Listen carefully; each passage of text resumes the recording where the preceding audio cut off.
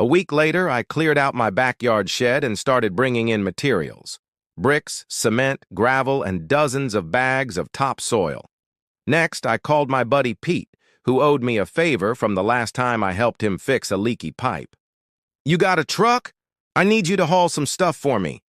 He agreed and showed up the following Saturday ready to help. For the next 2 days, Pete and I worked side by side. We mixed cement, laid bricks, and filled in the area around the future pergola with gravel. Finally, I spread out the bags of topsoil and leveled it all out. Looking at it now, you might not have guessed that I'd been up to something sneaky. It was just a pile of dirt with a few stray tools lying around. But I knew better than to underestimate the HOA. So I took pictures of everything I'd done and put together a list of all the items I'd used, double-checking each one against the building codes. Then I sent the photos to the HOA along with a letter explaining my project.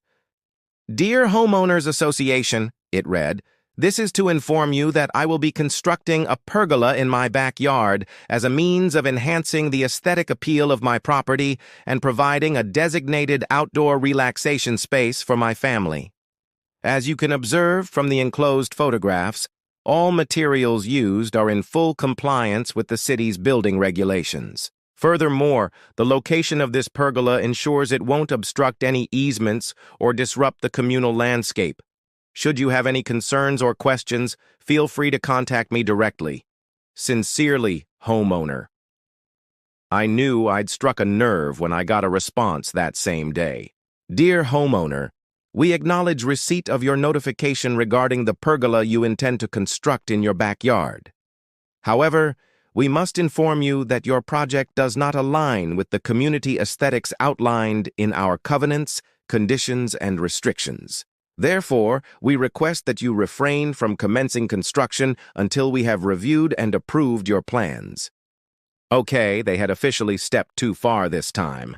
Here I was trying to spruce up my yard, but instead of appreciating it, they tried to stop me. Guess it was time to show them what I had planned all along. That Monday, I submitted my plans to the HOA. Everything was exactly as it should be, except for one small detail. The plan showed a pergola, but the actual structure I'd built was a bit different. In fact, the entire thing had been designed to look exactly like a pergola. Only problem was it wasn't actually a pergola. It was a trellis. And unlike a pergola, which had to be approved by the HOA, the building codes gave me free rein to build a trellis however I wanted. To make things even more confusing, I purposely omitted details from the plans that would make it clear I'd already constructed the trellis. By the time the HOA board met to discuss my plans, I had finished adding the final touches. Ivy growing up the sides and morning glories spilling over the top. It looked beautiful. Now, when the plans came up for discussion, Karen pointed out that the trellis didn't match the surrounding homes.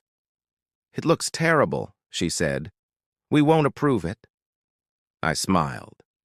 "But you don't have a choice." Karen frowned. "What do you mean?" "Because it's already been built. I just submitted revised plans." "How can you do this?" Karen asked. "Aren't the plans supposed to come before construction?" "They do," I said, "except the plans I submitted were for a pergola. Building codes require approval for a pergola. But a trellis is a totally different story. It doesn't fall under HOA jurisdiction." Karen sputtered, but she couldn't come up with a response. I had played by the rules, followed the building codes, and built something that was not only beautiful, but also functional. Plus, I had meticulously documented every step of the process. There was no way Karen could fight it. After that, nothing changed. I enjoyed my new trellis. The HOA collected their monthly dues, and Karen continued to try and boss everyone around. Sometimes it pays to know the rules, and in my case, I knew them really well. It made me wonder, what was the tallest fence I could get away with? The next day, as promised, I got a call from Karen. "You need to come inside right now." Her voice was sharp and demanding. "It's about your pergola." I followed her into the living room where 3 unfamiliar faces sat on my couch.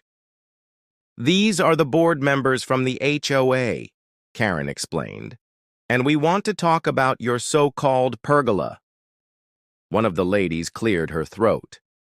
Mr. Williams, our bylaws state that any major modifications to a property must be approved by the HOA prior to construction. It seems you didn't follow proper protocol. That is correct, I replied calmly. And it seems you weren't very thorough during your inspection because according to these documents, a pergola is perfectly legal. The man sitting in the middle cleared his throat. We're here to offer you a compromise. Oh? I raised an eyebrow. And what would that be? How about this? The lady on the end of the couch leaned forward. You remove the pergola and build a regular fence. We can approve that easily. Uh-huh.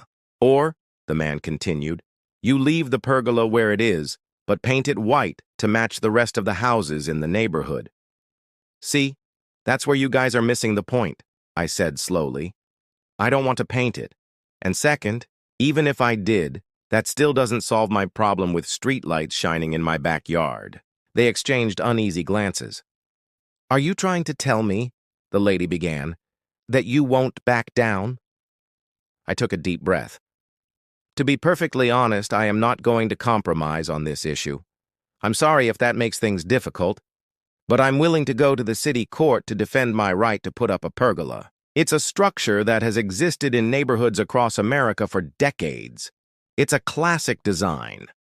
Why does my HOA think they can dictate what I can and cannot put up on my own property? If I'm really breaking some obscure rule, then why hasn't anyone mentioned it before?